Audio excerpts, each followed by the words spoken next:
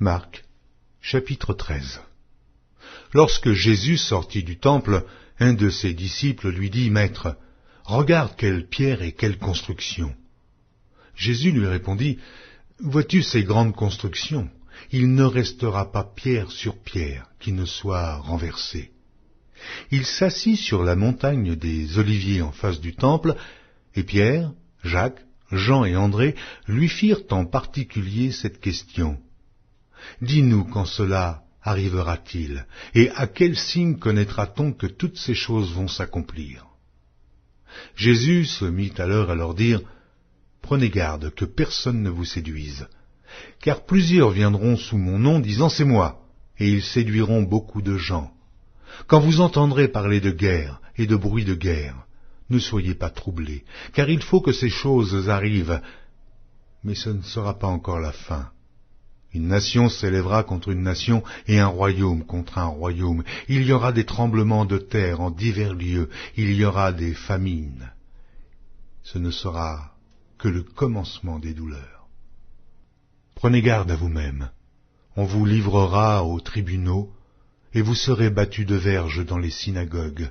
Vous comparaîtrez devant des gouverneurs et devant des rois à cause de moi, pour leur servir de témoignage. Il faut premièrement que la bonne nouvelle soit prêchée à toutes les nations. Quand on vous emmènera pour vous livrer, ne vous inquiétez pas d'avance de ce que vous aurez à dire, mais dites ce qui vous sera donné à l'heure même, car ce n'est pas vous qui parlerez, mais l'Esprit Saint. Le frère livrera son frère à la mort et le père son enfant. Les enfants se soulèveront contre leurs parents et les feront mourir. Vous serez haïs de tous à cause de mon nom, mais celui qui persévérera jusqu'à la fin sera sauvé. Lorsque vous verrez l'abomination de la désolation établie là où elle ne doit pas être, que celui qui lit fasse attention. Alors, que ceux qui seront en Judée fuient dans les montagnes. Que celui qui sera sur le toit ne descende pas et n'entre pas pour prendre quelque chose dans sa maison, et que celui qui sera dans les champs ne retourne pas en arrière pour prendre son manteau. Malheurs aux femmes qui seront enceintes et à celles qui allaiteront en ces jours-là. Priez pour que ces choses n'arrivent pas en hiver.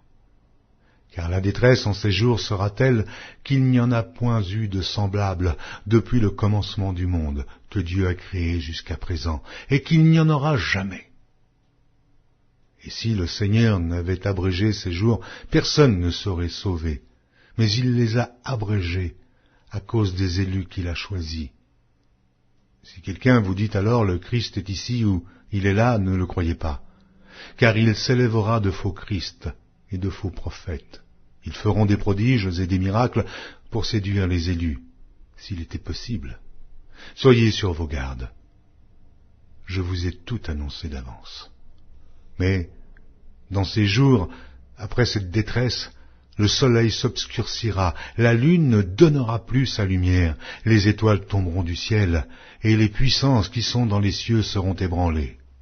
Alors on verra le Fils de l'homme venant sur les nuées, avec une grande puissance et avec gloire. Alors, il enverra les anges, et il rassemblera les élus des 4 vents, de l'extrémité de la terre jusqu'à l'extrémité du ciel. Instruisez-vous par une comparaison tirée du figuier. Dès que ses branches deviennent tendres et que les feuilles poussent, vous connaissez que l'été est proche.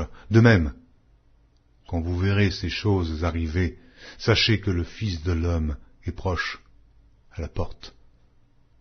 Je vous le dis en vérité, cette génération ne passera point que tout cela n'arrive. Le ciel et la terre passeront, mais mes paroles ne passeront point. Pour ce qui est du jour ou de l'heure, personne ne le sait, ni les anges dans le ciel, ni le Fils, mais le Père seul. Prenez garde, veillez et priez, car vous ne savez quand ce temps viendra. Il en sera comme d'un homme qui, partant pour un voyage, laisse sa maison, remet l'autorité à ses serviteurs, indique à chacun sa tâche et ordonne au portier de veiller. Veillez donc, car vous ne savez quand viendra le maître de la maison, ou le soir, ou au milieu de la nuit, ou au chant du coq, ou le matin. Craignez qu'il ne vous trouve endormis à son arrivée soudaine. Ce que je vous dis, je le dis à tous. Veillez.